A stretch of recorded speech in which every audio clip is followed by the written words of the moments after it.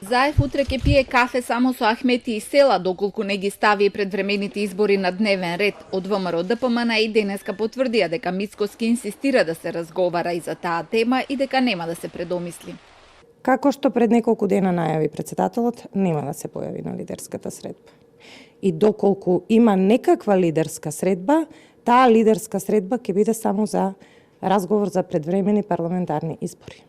Заев пак вчера изјави дека нема намера да исполнува ничии желби и дека првин треба да се договорат за измени на изборниот законник, за законот за јавно обвинителство и за пописот.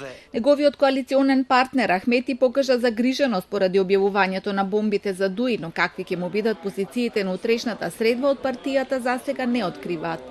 Демократската унија за интеграција како отворена партија секогаш е подготвена да седи, да разговара и да се најде најдоброто решение, што ќе биде најдобро решение за сите граѓани, но истовремено и на функционирање на државата.